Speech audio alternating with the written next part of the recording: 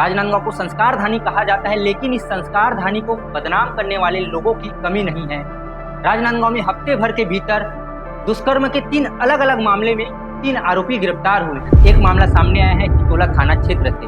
क्योंकि बच्चियां नाबालिग है, हम उसका पता और नाम उजागर नहीं कर सकते, लेकिन जिस थाना क्षेत्र से आया है वो हम आपको बता देते हैं। यहाँ इससे भी घिनौना कृत्य किया गया है। 12 वर्ष क्या होता है, सिर्फ 12 वर्ष की बच्ची को शादी का झांसा देकर उसके साथ दुष्कर्म किया जा रहा है। देश भर में नाबालिग बच्चियों के साथ दुष्कर्म के मामले लगातार बढ़ते ही जा रहे हैं।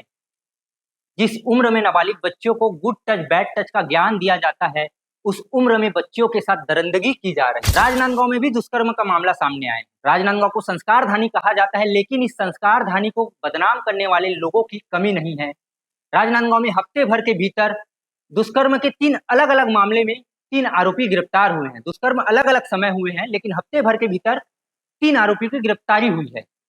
हवस में इंसान अंधा हो जाता है, इंसान की मानवता मर जाती है, इंसान किसी की मजबूरी का फायदा उठा लेते हैं।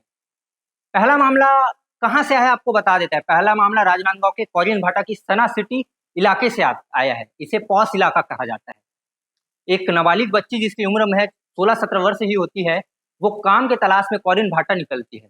कोरियन भाटा में घर घर जाती है, पूछती है कि भाई मुझे काम चाहिए, मैं गरीब परिवार से हूँ, मुझे काम की जरूरत है, पैसों की जरूरत है।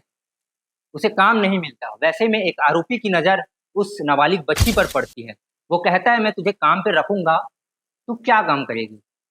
बच्ची कहती है कि मुझे झाड़ू पोछा ही आता है। बच्ची उसके घर जाती है, झाड़ू पोछा करती है। इसका फायदा आरोपी उठा लेता है और बच्चियों को झाड़ू पोछा करवाने के बाद उसके साथ दुष्कर्म करता है।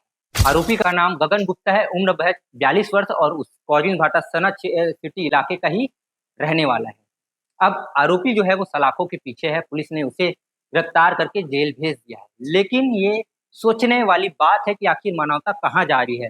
इंसान किसी की मजबूरी का फायदा कैसे उठा लेता है, इंसान की मानवता कहाँ चली जाती है। बेचारी मासूम बच्ची गरीब परिवार से, इसलिए मजबूरी में काम करने जाती है, झाड़ू पोछा का काम करती है, लेकिन वो आरोपी उसकी मजबूरी का फायदा उठाते ही जाता है। पीड़ित के शिकायत के बाद बसंतपुर थाने में उसकी शिकायत की गई, जिसके बाद बसंतपुर पुलिस ने उसे उठा लिया। उठाने के बाद जेल भेज दिया है, न्यायिक रिमांड पे है।